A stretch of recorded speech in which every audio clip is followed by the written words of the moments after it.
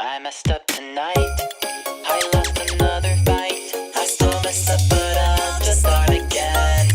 I keep falling down. I keep on hitting the ground. I always get enough. See what's next. Birds don't just fly. They fall down and get up. Nobody learns without getting it wrong.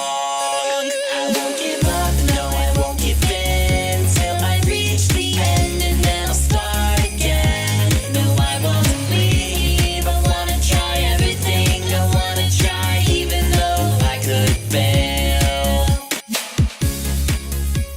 Welcome everybody to a special holiday spectacular episode of Zootopia Minute Podcast, the minute-by-minute podcast where we analyze Zootopia 1 minute at a time. Merry Christmas to you all out there. Today is Christmas Day if you're listening to this podcast, and if you're Jewish, happy second day of Hanukkah. I am joined here with my host, Simul. Hey, Merry Christmas to all. How are you doing? I am doing well, and obviously it's Christmas, but we don't know what's happening since things might have happened since then. We are recording from the past. Woo, the ghosts of Christmas past are here.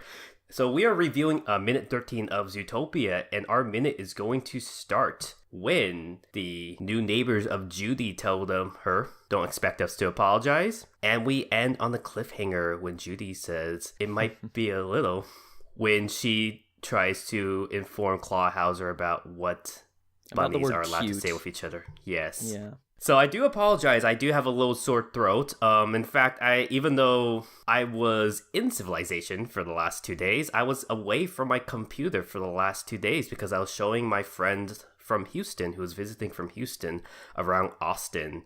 So I stayed at a hotel downtown in Austin, and I was away from my computer, so I couldn't do anything, which was really annoying. And by the time I got back, my co-host here knows everything with my computers just started randomly crapping out. My tablet just wouldn't work. Yeah, it didn't work, so you could say it's a blue Christmas indeed, because our title card was not exactly where I wanted it to be.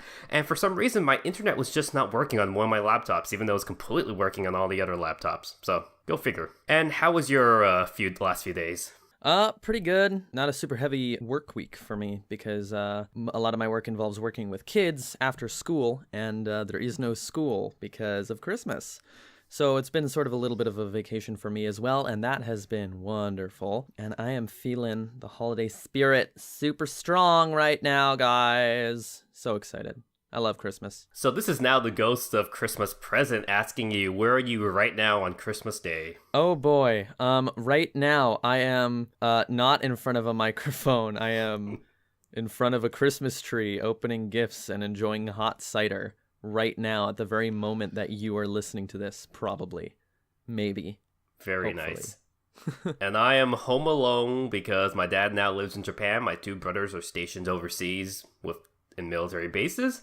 So I am the only member of my family still left in the United States. So I have to bear the blunt of this holiday season alone. But I'm probably going to spend it eating some fancy steaks and smoked salmon. Should treat myself, you know? Ooh, smoked salmon. We get a lot of good smoked salmon up here in the Northwest. Yes, that's the one thing I was thinking of because my friend visiting from Houston was telling me about his adventures visiting Seattle as well when he went to interview with University of Washington for their med school program. Oh. And he was telling me how much he loves Seattle, and I was telling him how much I love Seattle, and we were saying, hey, next time, because I already visited him in Houston, where I got to see NASA, and he just visited me in Austin, where I guess there's the Lyndon Johnson Library. I just kept on calling Lyndon Johnson, was it his library I kept on saying it was an LGBT library instead of the LBJ library. The LBGT, National Presidential Library. Exactly.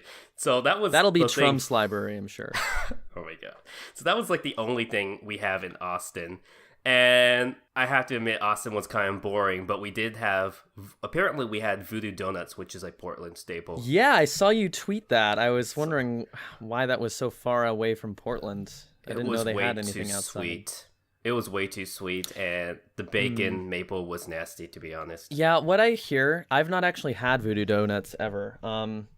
And I was in Portland this past summer, but we didn't get a chance to go to Voodoo because it was sort of just time to go home.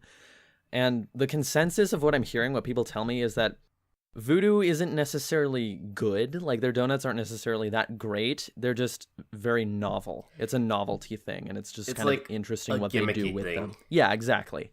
We see Americans liking gimmicky stuff more, but I think he got sick because after Voodoo Donuts, he just felt really, really nauseous. And I'm thinking it might be the bacon donut because we came like later at night, like around 7 p.m. So they had these bacon donuts just waiting out in the open, not refrigerated, nothing, just out in the open for probably like 12 hours. And just this enticing bacon donut waiting in the middle of I'm picturing that like under a spotlight, just on a table by itself in the middle of a dim room, just taunting you. They were stored on trays in the back. And they were out in the open still, but it's basically 2 slices of bacon on a maple donut bar. And, normally you need to keep your meat refrigerated or in a well-heated area, and these are just kind of out in the open. So I'm wondering if maybe it was the bacon donuts that affected us, because I didn't finish my bacon donut, and I still kind of felt woozy, so not sure. Well, I mean, if it's cooked bacon and it's a cured meat, I wouldn't worry too much about that, but yeah. But yeah, we decided next time, instead of me visiting him in Houston or he coming to Austin, we're going to go to Seattle. So, all right, do it. Fun there. Do it. Awesome. We'll meet up. It'll be fun. And I am wondering how much fun these Zootopians have on Christmas, or if they even have a Christmas, or what their equivalent must be, right? Because I'm sure that, this movie makes so many attempts. Furry Jesus. That's the thing. What would Jesus' persona be? It'd be a lamb. It's a lion. It's a lamb. It's a lion. No, it's actually a lion. When you look on... What do you mean it's actually a lion? Like, no, man, it's a lion. I'm telling you. If you look up Jesus on Fur Affinity, I assumed it would be a lamb because he's a lamb of God. But when you look up Jesus on Fur Affinity, he's always portrayed as a lion. And in fact, I'm not sure why there's some weird crossover, but there's a lot of hardcore furries who are also hardcore Christian or religious right, and they have their own groups, and they always portray a Jesus lion with like M16s and stuff, and it's just the craziest thing ever. Fantastic. Okay. So Jesus is apparently a lion. All right. Maybe he'll be like a lion-lamb hybrid. Like one of those weird hybrid furries. The Bible does mention Jesus as actually a scare. Like, he does appear in one scene in the Bible where he looks like a monstrous creature. Like, he's supposed to be a lamb with horns and a mixture of a lion with 7 eyes or something. I remember referring reading to Revelation? Once. It's something in I'm not sure if it's Revelations, but it's Revelation. not it's not referring to the Antichrist or any. It's specifically referring to Jesus, and he appears as some weird creature. I'm just like, oh, that's kind of scary. If he wasn't the good guy, I'd be kind of scared. All right. Well, let's talk about family values. Last episode, I ended on a kind of cliffhanger mentioning that there are theories behind Judy's New Neighbors. Yes. And it actually has caused a lot of controversy on a lot of actually religious right blogs and family value blogs. But there is a theory that Judy's neighbors, who, when you read the credits, are named, let me pull up their names, Bucky Orox Antlerson and Pronk Orox Antlerson. So Bucky and Pronks are the names of Judy's neighbors. They have the same last name. Their last name are 2 names hyphenated to each other. And if you look closely, they are 2 very different species of antelopes. Ah, so they can't just be siblings either then. It's possible that they could be adopted siblings, but they are obviously very different species. So if they were siblings, they are not biologically related. You could tell by the markings of their fur, and you could tell by their horns and antlers. But this is a big theory that has been spread around the internet that Zootopia has subtly inserted yet another gay couple in a Disney film. So could be very interesting. It's possible. Well, a pastor has heard about this, and he called this film evil for portraying these gay characters, even though it's never explicitly mentioned. And they're if they are a gay couple, they obviously are miserable living with each other because they seem to be fighting all the time. You shut up! No. The pastor says, "Friends, this is just evil. evil. I'm wondering if people are thinking, this is a cute little movie that's going to indoctrinate my 5-year-old to be a lesbian or treat homosexuality and bestiality in sort of the same light. And he goes on to also mention Frozen, which was another Disney movie that apparently had a gay couple. Oh, it was the shopkeeper, right? The guy, Yep, and yeah. his husband in the picture of sauna. his family, you see, it's another dude. Yeah, that's right. Yeah. So he says, I'm wondering if the average parent is going to see these Disney movies like Frozen and Zootopia thinking this way. I wonder if they're just going to go in walking and say, yeah, let's get my 5-year-old and 7-year-old indoctrinated early. So, once again, a Disney movie is now the spawn the devil for promoting homosexuality, and as he mentioned this time, it's promoting bestiality. So, oh my, there you wait, go. How can you even make that argument when every single character is an animal? Well, that's exactly what he says. That is the most nonsense thing I've heard. He says it's going to indoctrinate my 5-year-old to be a lesbian or treat homosexuality and bestiality in the same light. Yeah, whatever. So, of course, you get this all the time. Parents are going to complain, whether it's the ultra-liberal parents or the religious right parents. Someone's always going to complain about a Disney movie. So, which is why they should just ignore this, because there really is no pleasing everybody. And if it's people reacting this extremely to something that's not even remotely connected to the main story of the movie, like it's just two insignificant characters that have nothing to do with the plot, what's the issue? People react that strongly, they're going to have a hard time rolling out anything where the main characters are that way. Yeah. I mean, if these two antelopes were making out and doing hardcore pegging on the screen, then you probably understand why these parents are angry, but it's not even mentioned that they are married. In fact, it's only subtly referenced by their names in the credits. And like we were saying earlier, it could be argued that they are adopted brothers. So we don't know. But if it is the case, this is a very nice way of Disney inserting something very subtly into a kid's movie. Yeah. It's interesting, though. We do get a look at her neighbors as she comes into her brand new, luxurious, spacious, wonderful apartment with the paw prints on the wallpaper and the table and the ceramic bowl she got for free. And when those characters were arguing with each other, her neighbors, we can see how the paintings on the wall kind of bounced a bit for each one. Like each time each separate character spoke, it was one painting or the other. So to sort of represent them as the paintings or the paintings as those characters, kind of. And she got those paintings for free, too. Yeah, all this random decor. Do you think those paintings just came with the room? Because, like, who would even choose that decor? It was, like, weird clowns or something. It was, like, a pig clown. I'm wondering if it's, like, hotels are already pre-furnished. So I'm wondering have that really kitschy, like, landscape, sort of Bob Ross-ish kind of stuff. So I'm wondering if it's similar. Maybe she's just living in an apartment complex, or maybe the previous tenant just left the stuff behind, or the armadillo lady just thinks it's quaint and wants to decorate with clowns and ceramic bowls that don't even match. Mm-hmm. In the last minute, we were sort of talking about the apartment. I said, you know what? That much space I could live with. I don't know if I could live without a lot of the amenities she appears to be lacking. Like, she doesn't even seem to have any way to cook food. She doesn't seem to have a bathroom. It's literally just a bedroom. I'm wondering if maybe there's like a communal kitchen and communal shower area. I would hate that. I know. In an apartment complex? Dorm. Yeah, that's more like a college dorm. Because I was thinking that I was looking at her apartment closely this time, and it looks very, very similar to a place I was living in when I was at Johns Hopkins. Very, very similar style, the window where the heater and AC were. But yeah, we had a communal shower and everything like that. So we're not sure. Maybe there's like a common watering hole for these animals. And maybe in this society, it's not that uncommon, since they were mentioning they were basing the Zootopia society off animals around the watering hole.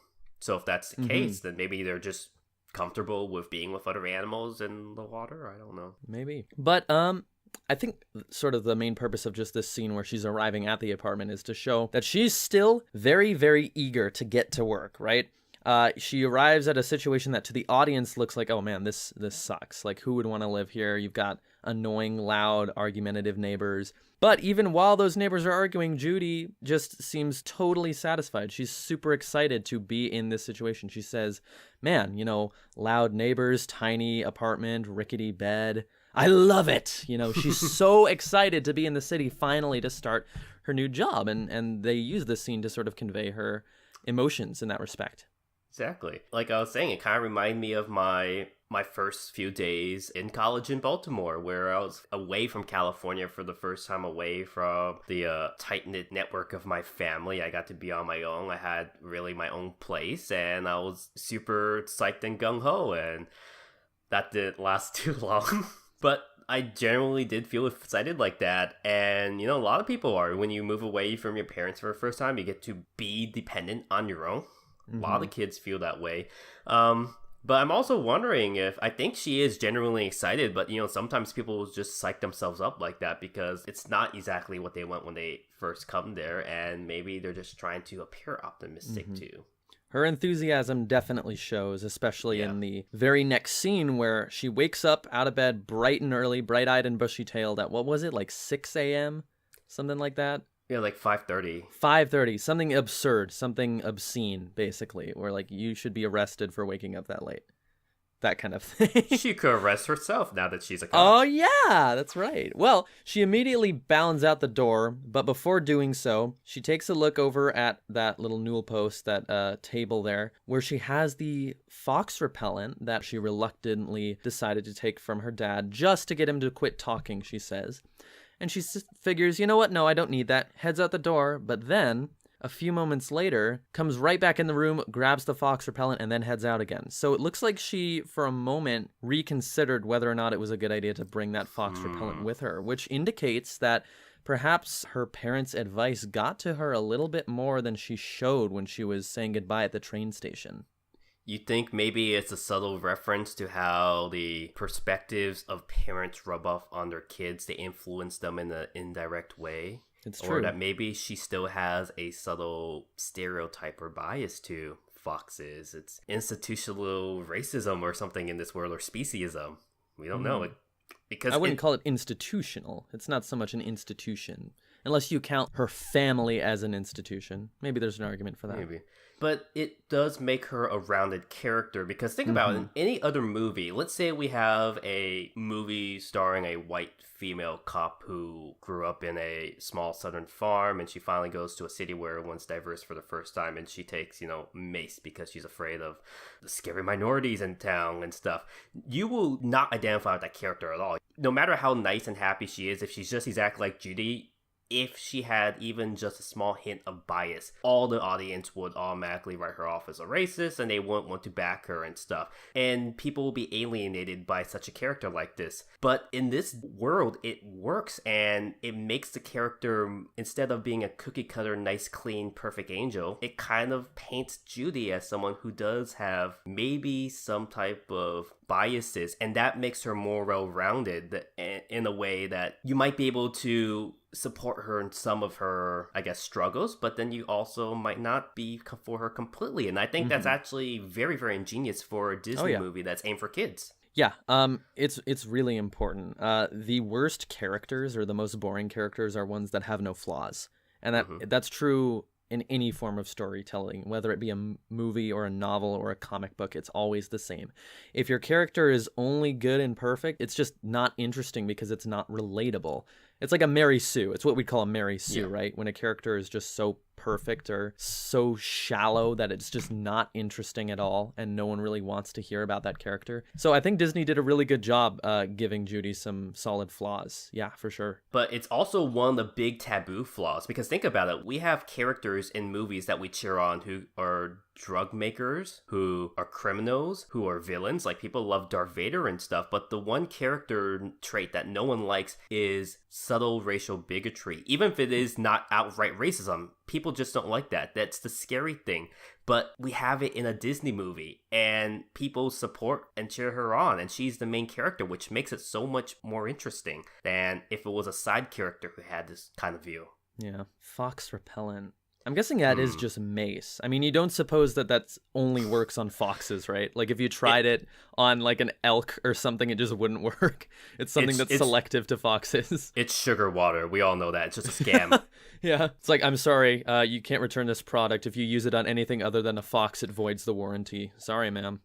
Now, moving on from that, we actually go and see our first glimpse of the police department. Yes! The Central Precinct. And we meet one of our best characters. Yes, our secondary character, Klauhauser, who's an adorable little chubby cheetah. Subverting the trope that cheetahs are slim and fast, we have one who's a donut-loving cheetah.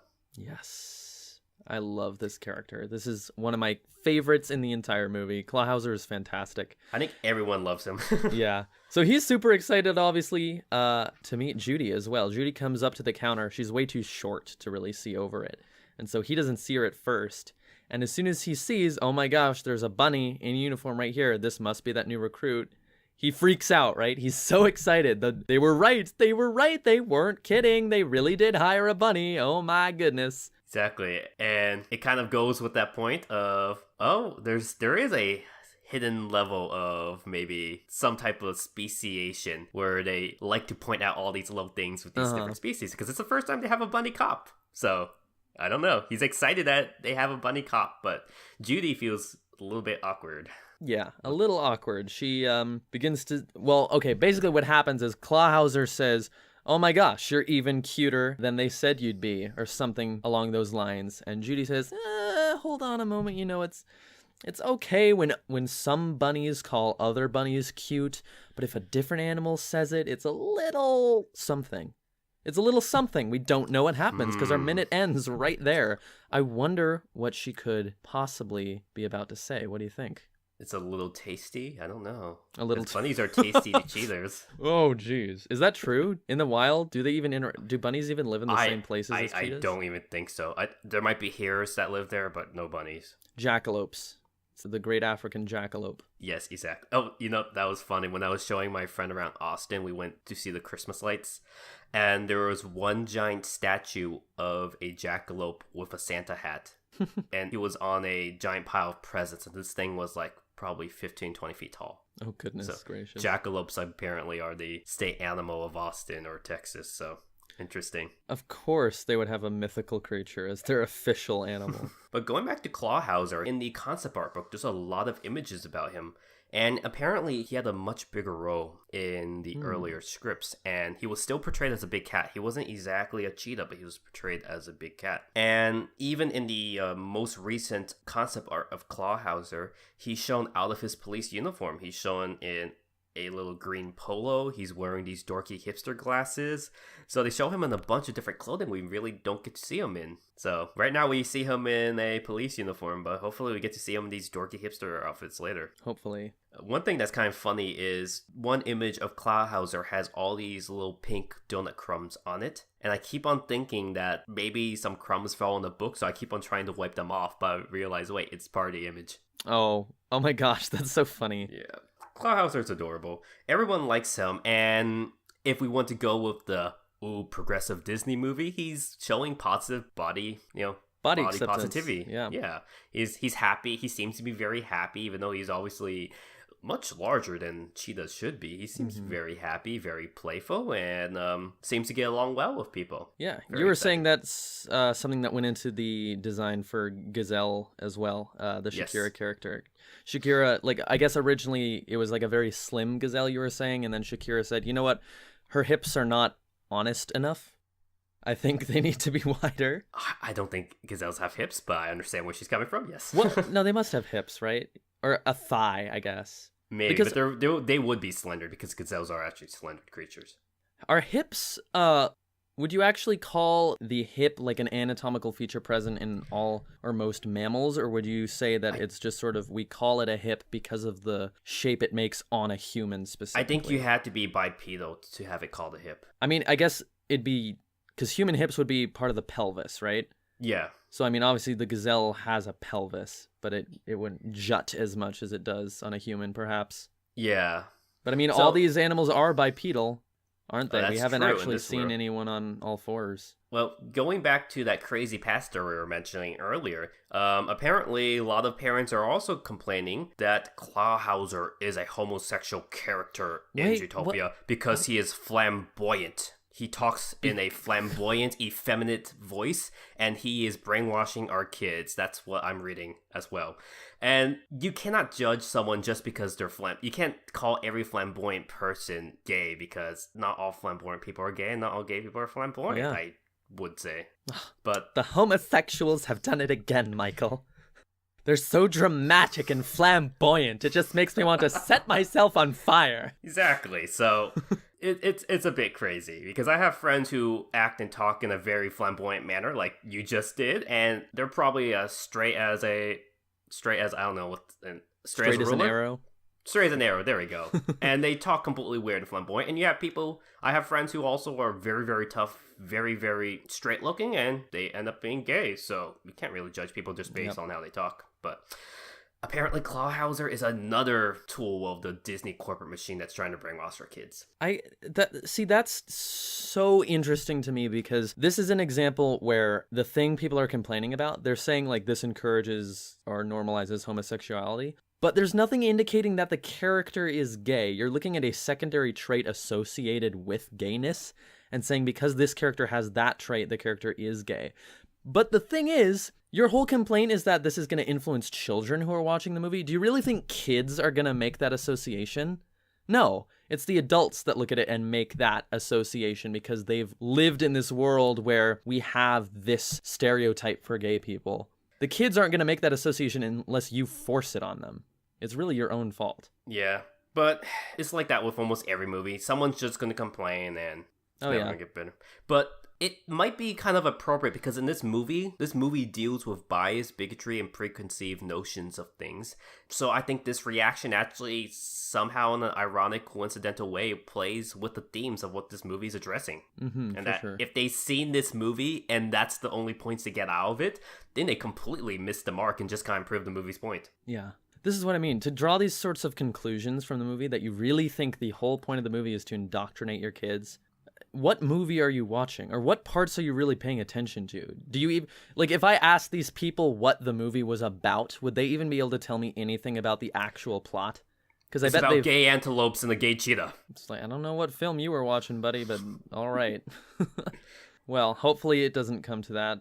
I hope everyone is having a really awesome Christmas. Actually, before we do go, I did want to mention right before we saw Clawhauser, we saw a tiger police officer taking a wolf with a muzzle around his face. And he said, but he snarled at me first. No, it was he bared his teeth first. Oh, he bared at me teeth at me first. So maybe that's how predators fight in this. They have to bare their teeth first. But we see a predator taking another predator away. So right. And I mean, again, that's another example of where it's a joke that only works because humanity is the default that people look at it with. That wouldn't be funny if, like, we were animals watching this movie. It's only funny because it's a thing humans think about animals. Oh, baring teeth, yeah, snarling, that kind of thing. You know, there's plenty of examples of that type of joke in here. That is certainly not the first, and I'm sure it certainly will not be the last. But we definitely hope that all of you guys listening are having a wonderful Christmas, a wonderful holiday season. I know it's been a rather difficult year for many people, and so I hope that the time here during the holiday season grants some solidarity and that you keep those good feelings flowing and those positive vibes up. Please remember Lion Jesus in your heart. Yes. He died for your sins. Mm-hmm. Jesus Christ Lion was born on this day. Remember that. And we do want to wish our followers out there who also celebrate winter solstice, Hanukkah, and Kwanzaa, which will be the day after Christmas, a very happy holiday season to you as well. Yes, indeed. That's about it for today, guys. If you enjoyed the podcast, please give us a follow on SoundCloud. Please subscribe on YouTube. We really appreciate that. You can also follow us on Twitter. That's at Zootopia Minute. And you can send us anything cool that you want to show us to zootopiaminute@gmail.com. Anything you want. Fan art, theories about the movie, feedback, anything. We really appreciate hearing from you. And that'll be it until New Year's. Till New Year's. See you next year, everybody. Bye. Merry Christmas and a Happy New Year.